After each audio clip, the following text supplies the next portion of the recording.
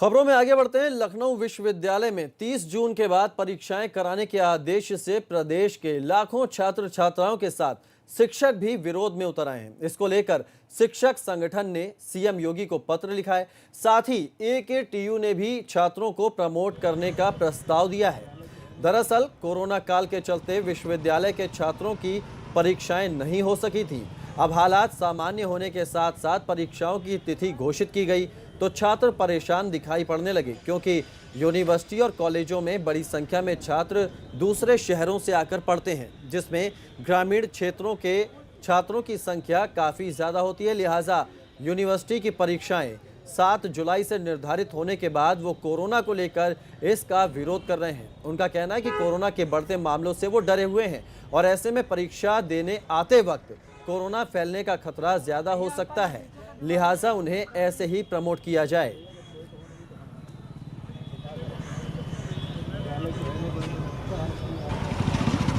तो लखनऊ विश्वविद्यालय में 30 जून के बाद परीक्षाएं कराने के आदेश से प्रदेश के छात्र छात्राएं नाराज हैं। उनको कोरोना का डर सता रहा है। कोरोना के चलते परीक्षा नहीं देना चाहते हैं छात्र, और ऐसे में शिक्षक संघ ने भी सीएम योगी को चिट्ठी लिखी है। एकेटीयू के भी सभी छात्रों को प्रमोट करने की मांग की गई है। 30 जून से शुरू होने वाली परीक्षाओं का ये विरोध किया जा रहा है। शिक्षक संगठन भी इस परीक्षा के विरोध में उतर आए हैं, क्योंकि कोरोना के डर के चलते छात्र परीक्षा नहीं देना चाहते हैं। लगातार प्रदेश में कोरोना के मामले बढ़ते जा रहे हैं। ऐसे में ऐसे कई छात्र हैं जो दूर जिलों से आएंगे परीक्षा देने के लिए लखनऊ विश्वविद्यालय के में और तमाम कॉलेजों में, जिसके चलते अब छात्र नाराजगी जता रहे हैं और शिक्षक संघ ने भी सीएम योगी को चिट्ठी लिखी है। नमस्कार, मैं प्रज्वल नरेश आज आप सभी के सामने एक ऐसा विषय लेकर आया हूं जो कि ना ही केवल हम छात्रों के लिए बल्कि देश हित के लिए भी है। मैं एकेटीयू विश्वविद्यालय का एक छात्र हूं, यानी APJ Abdul Kalam technical university. मैं अपने विश्वविद्यालय, अपने सम्मानीय सीएम योगी आदित्यनाथ और एचआरडी मिनिस्ट्री को ये बता दूं कि केवल हमारे विश्वविद्यालय में 2 लाख से अधिक ऐसे छात्र हैं जो इस साल परीक्षा देंगे। साथ ही मैं ये भी बता दूं कि हम में से अधिकांशकर छात्र भारत के विभिन्न राज्यों से आकर आपके प्रदेश में पढ़ते हैं। साथ ही मैं ये भी बता दूं कि हमारे देश में अभी कोविड-19 महामारी फैली हुई है, जो कि हमारे पूरे देश के लिए एक समान है। दूसरी बात, अगर हमारे देश में सभी के लिए ये बीमारी समान है तो फिर नियम अलग क्यों? हम छात्रों के लिए नियम अलग क्यों बनाए जा रहे हैं? अगर किसी की राज्य के छात्रों को अगर इस महामारी से खतरा है तो हमें क्यों नहीं है? क्या हमारी जिंदगी, हमारी यूनिवर्सिटी, हमारे राज्य के लिए कोई मायने नहीं रखती? अतः मेरा महोदय आपसे अनुरोध है कि हमें भी समानता प्रदान करें और बाकी राज्यों के जैसे हमें भी प्रमोट करें। तो इस खबर पर ज्यादा जानकारी के साथ हमारे संवाददाता लखनऊ से शैलेश अरोड़ा हमारे साथ जुड़ गए। शैलेश, जिस तरह से कोरोना का ग्राफ लगातार उत्तर प्रदेश में बढ़ता जा रहा है, तो दूसरी ओर ये जो परीक्षाओं की तारीख घोषित की गई है कि 7 जुलाई से परीक्षाएं हो सकती हैं, इसको लेकर छात्र और शिक्षक संगठन भी नाराजगी जता रहे हैं। सीएम योगी को चिट्ठी भी लिखी गई है। अब इस मामले में क्या अपडेट है? कौशल, देखिए, इसमें हम पहले ये बता दें कि जो आदेश हुआ है ये शासन की तरफ से हुआ है। मुख्य सचिव की तरफ से 3 दिन पहले एक ये जानकारी दी गई थी कि 30 जून के बाद जो विश्वविद्यालय हैं वो अपनी परीक्षाओं को अब आगे करा सकते हैं, और इसी के बाद से लखनऊ विश्वविद्यालय ने अपनी परीक्षा तिथि घोषित कर दी। एकेटीयू ने जो पहले से प्रस्तावित तिथियां थी वही आ जाती हैं वापस। तो देखिए, अगर तो लखनऊ विश्वविद्यालय की जो परीक्षाएं हैं वो 7 जुलाई से होना प्रस्तावित है। इसी तरह से अगर बात करें एकेटीयू की, तो वो 16 जुलाई से बची हुई परीक्षाएं होना प्रस्तावित है। ऐसे में लाखों छात्र छात्राओं का ये कहना है कि वो लोग अलग अलग शहरों से आते हैं, क्योंकि एकेटीयू एक प्रोफेशनल कोर्स की यूनिवर्सिटी है। वहाँ पर इंजीनियरिंग की, मैनेजमेंट की, फार्मेसी की, आर्किटेक्चर की पढ़ाई होती है। सिर्फ उत्तर प्रदेश ही नहीं, उत्तर प्रदेश के बाहर के स्टूडेंट्स भी यहाँ पर पढ़ने के लिए आते हैं। तो उनका कहना है कि इन कोरोना के हालात में हम लोग यहाँ पर कैसे आएंगे परीक्षा देने के लिए, क्योंकि एक दिन की बात नहीं है, कई परीक्षाएं देनी है, रुकना भी पड़ेगा। हर बच्चा हॉस्टल में नहीं रहता है, कई बच्चे रूम लेके रहते हैं रेंट पर। तो उन्होंने कहा ये सारी व्यवस्था कैसे होगी, क्योंकि इस समय रूम मिलने में भी समस्या आ सकती है। ट्रैवल करते जाते समय वो कोरोना संक्रमण की चपेट में आ सकते हैं, ये भी डर जताया है। इसके अलावा लखनऊ यूनिवर्सिटी के जो स्टूडेंट्स हैं उन्होंने भी कहा कि वो भी उत्तर प्रदेश में अलग अलग जगह से हैं, वो अलग अलग शहरों से हैं, दूर दूर से, और यहाँ पर अगर आएंगे ग्रामीण क्षेत्रों के तो एक तो कन्वेंस की प्रॉब्लम हो सकती है अगर वो डेली ट्रैवल सोचे। दूसरे शहरों के जो है उनके लिए डेली ट्रैवल पॉसिबल नहीं है, उनको रूम लेकर रहना होगा क्योंकि जब कोरोना आया तो सब लोग अपने अपने घर जा चुके हैं। तो ये उनके प्रैक्टिकल इश्यूज हैं। दूसरा उनका ये कहना है कि कोरोना काल की वजह से जब सारी पढ़ाई बंद हो गई थी तो हर बच्चा ऑनलाइन क्लास नहीं कर सकता था क्योंकि ग्रामीण क्षेत्र में कहीं इंटरनेट की दिक्कत है या बाकी समस्याएं, तो हर बच्चे ने पढ़ाई नहीं की। तो ऐसे में उनकी ये मांग है कि उन्हें प्रमोट कर दिया जाए जिससे एक तो कोरोना के संक्रमण से वो बचे रहे, क्योंकि जब लाखों छात्र छात्राएं परीक्षा के लिए घरों से निकलेंगे तो उनको ये डर है कि कोरोना संक्रमण और फैल सकता है, स्टूडेंट्स उससे अफेक्टेड हो सकते हैं और जो भी अफेक्टेड होगा वो परीक्षा से बाहर हो जाएगा। तो एक बड़ी संख्या तो ऐसी निकल सकती है जिनको परीक्षा छोड़नी पड़े। दूसरा, जो शिक्षक संगठन है वो भी इस बात को मान रहे हैं और उन्होंने अब इस बारे में मुख्यमंत्री क्या भी अपना पत्र भेजा है। लखनऊ यूनिवर्सिटी जो है उससे संबंधित कॉलेजों की एसोसिएशन है टीचर्स की, लुआक्टा, उन्होंने एक पत्र भेजा है मुख्यमंत्री को और यही समस्या है उन्होंने भी उठाई है कि प्रैक्टिकली ये चीजें पॉसिबल नहीं होंगी और इसको लेकर उन्होंने भी मांग की है कि छात्र छात्राओं को प्रमोट किया जाए। खुद एक यूनिवर्सिटी है जो AKTU, doctor APJ Abdul Kalam technical university, जिससे संबद्ध है करीब 750 कॉलेज यूपी का, जितना भी engineering, management, pharmacy, architecture college है AKTU से संबद्ध, उनके भी पर AKTU ने भी एक पत्र शासन को प्रस्ताव भेजा है जिसमें कहा गया था, 3-4 दिन पहले का ये प्रस्ताव था, जिसमें ये कहा गया कि वो लोग भी हालात को देखते हुए यही सुझाव दे रहे हैं कि अब स्टूडेंट्स को प्रमोट कर दिया जाए। उसके लिए कुछ फॉर्मूले भी सुझाए कि जो उनके पहले के मार्क्स मिले हुए हैं उन मार्क्स को लेकर, इंटरनल के मार्क्स को लेकर और उसी एवरेज के आधार पर आगे वो लोग कर सकते हैं। दूसरा ये भी कहना है AKTU प्रशासन का कि अगर शासन इस चीज़ की अनुमति देगा तो कुछ और फॉर्मूले भी ट्रेस किए जा सकते हैं। तो बहरहाल जो समस्या है वो यही है कि लाखों स्टूडेंट जो है वो परेशान है कि अगर हम घरों से निकलेंगे परीक्षा के लिए, उनका कहना है कि हमें परीक्षा देने में एतराज़ नहीं है, लेकिन परीक्षा देने के दौरान अगर हम चपेट में आ गए संक्रमण की तब क्या होगा उस स्थिति में। अगर कोई कहता है हमने 5 परीक्षा देनी है, 3 परीक्षा के बाद संक्रमण की चपेट में आया तो कैसे जाएगा आगे, तब भी उसका साल बर्बाद होगा। तो ये प्रैक्टिकल देखिए इश्यूज हैं, अब देखना होगा कि शासन अगर बोल रहा है परीक्षा कराने के लिए। जी शैलेश, प्रैक्टिकल इश्यूज हैं, कई तमाम दिक्कतें आ सकती हैं, लाखों छात्र हैं, 1-2 भी नहीं, 1000 भी नहीं, लाखों छात्र जिनको परीक्षा देनी होगी। ऐसे में शासन प्रशासन की जिम्मेदारी तो बहुत ज्यादा बढ़ जाती है। तो क्या माना जाए, कोरोना काल में बहुत कुछ बदला है, तरीके बदल गए काम करने के, तो परीक्षाओं के तरीके भी हमें बदले देखे हुए नजर आ सकते हैं। क्या व्यवस्था प्रशासन की इतनी पुख्ता है कि वो कोरोना के संक्रमण को फैलने से रोक लेगा और एक सुरक्षित परीक्षा जो है छात्र दे सकेंगे?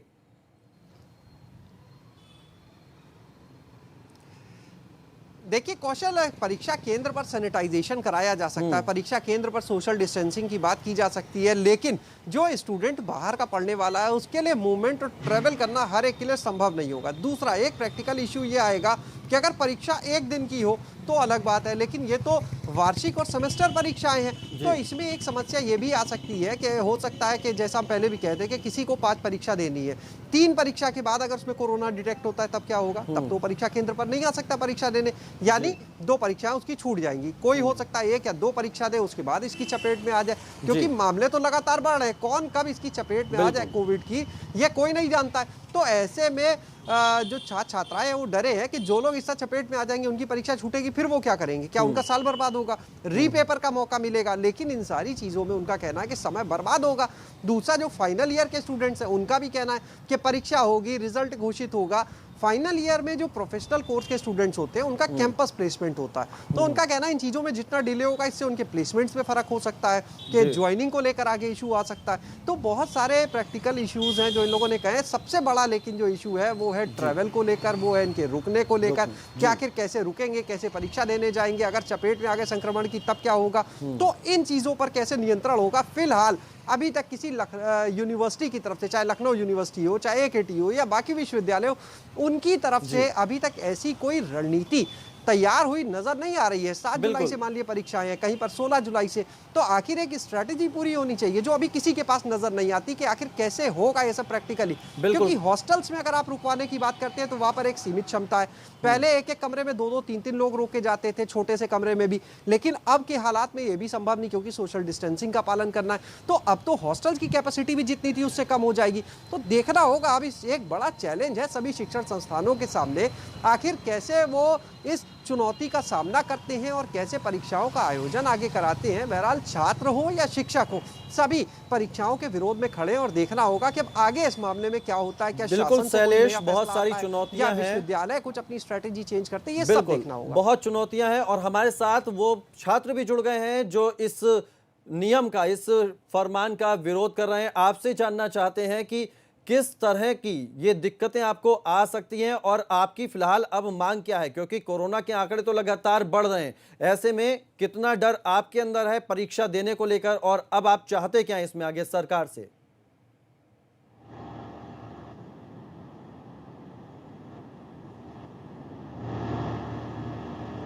जी।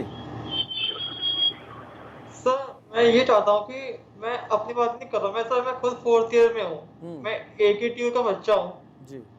सर मैं रहता हूँ जौनपुर में।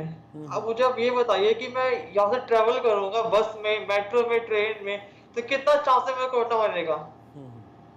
सर AKTU ने ये तो बोल दिया कि हम एग्जाम करा रहे हैं 15 जुलाई से। जी। क्या आपको लगता है कि ये सही है? हमें हमें डर नहीं है एग्जाम से, एग्जाम देने को तैयार है। पर लेकिन ये जो देखिए आप कोरोना कितना फैल रहा है। आज भी एक न्यूज आई है सर। हम बस ये चाहते हैं कि एग्जाम अगर आप प्रमोट कर रहे हैं तो 4th को भी प्रमोट कीजिए। मैं 4th की बात कर रहा हूँ, सबकी बात कर रहा हूँ जो बच्चे भी AKTU में हैं। नहीं तो AKTU ने अगर आपसे कहा है कि भाई परीक्षाएं देनी है और परीक्षा की एक तारीख मुकर्रर हो गई है, तो ऐसे में क्या आपकी कोई बात हुई, क्या ऐसा कुछ इंतजाम उन्होंने किया है जिससे जो छात्र हैं परीक्षा देने आएंगे उनको संक्रमण से बचाया जा सके? इस बात की जिम्मेदारी क्या कोई लेने को तैयार है? सर नहीं। तो अब आपकी मांग क्या है, क्या चाहते हैं फिर अब आप? सर हमारी ये मांग है कि एग्जाम कैंसिल कर दीजिए या सब बच्चों को प्रमोट कर दीजिए। बात केवल 1st 2nd 3rd की नहीं, बात 4th की भी नहीं कर रहा मैं बात सब बच्चों की कर रहा हूँ। क्या सब बच्चों को प्रमोट कर दीजिए कि सर माहौल इतना सही नहीं है। मैं खुद जौनपुर में रहता हूँ। चलिए ठीक अगर है सर जी। मुझे खुद को सर अस्थमा है, आप मुझे बताइए कि मैं कैसे ट्रेवल कर सकता हूँ सर।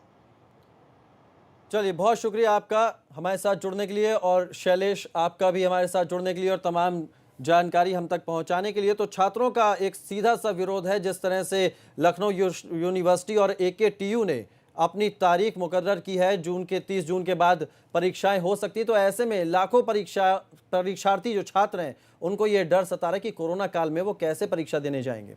आगे बढ़ते हैं, अब आपको एक ऐसी खबर दिखाते हैं जिसे देखकर आप सोचने पर मजबूर हो जाएंगे कि पढ़ लिख कर भी लोगों को नौकरी क्यों नहीं मिल रही है। मेरठ में कुछ ऐसे लोग हैं जो कोरोना काल में बेरोजगारी के चलते डिग्री लेकर भी मनरेगा में मजदूरी करने को मजबूर हैं। इन मजदूरों में कई युवक ऐसे हैं जो BA MA और BCom की डिग्री धारक हैं, लेकिन इन्हें किसी प्राइवेट कंपनी में भी नौकरी नहीं मिलने के चलते मनरेगा में ही काम करना पड़ रहा है, जिससे इनके लिए कुछ रोजी रोटी की व्यवस्था हो सके और ये अपने परिवार का भरण पोषण कर सकें। फिलहाल इन युवकों को मनरेगा में एक दिन काम करने के बदले 201 रुपए की मजदूरी मिलती है और ये तालाब खोदने के काम में लगाए गए हैं। बलराम पांडे हमारे संवाददाता इस खबर पर ज्यादा जानकारी के साथ जुड़ गए हैं। बलराम, ये बेहद हैरान करने वाली खबर आपने हम लोग ये भेजी है। ABP गंगा जिस खबर को दिखा रहा है मेरठ में कि BA BCom जैसी डिग्री धारक भी जो लोग हैं वो मनरेगा में मजदूरी करने को मजबूर हैं। देखिए कौशल, कहा जाता है कि मजबूरी और बेरोजगारी जो ना कराए वो कम है, और ये तस्वीरें उसी का एक प्रतिबिंब है। आप देख सकते हैं कि ये युवक एजुकेटेड हैं, इनके हाथों में लैपटॉप कंप्यूटर होना चाहिए, लेकिन मजबूरी और बेबसी ने इनके हाथों में फावड़ा थमा दिया। और यही वजह है कि घर का खर्च चलाने के लिए, परिवार का पेट पालने के लिए ये मनरेगा में दिहाड़ी की मजदूरी कर रहे हैं। इसमें से कुछ युवक हैं जो कंपटीशन की तैयारी कर रहे थे, कुछ युवक ऐसे हैं जो ग्रेजुएशन करके प्राइवेट कंपनियों में नौकरी कर रहे थे, लेकिन कोरोना काल में इनकी नौकरी चली गई, ये बाहर जा नहीं पाए और कंपटीशन के लिए, तैयारी के लिए जो पैसा चाहिए वो खर्च उठाने के हिम्मत परिजनों में नहीं है। और यही वजह है कि युवक जो हैं वो आगे बढ़े हैं और आगे बढ़कर उन्होंने काम जी। करने की ठानी और यही वजह है कि आज वो मनरेगा में दिहाड़ी की मजदूरी कर रहे हैं।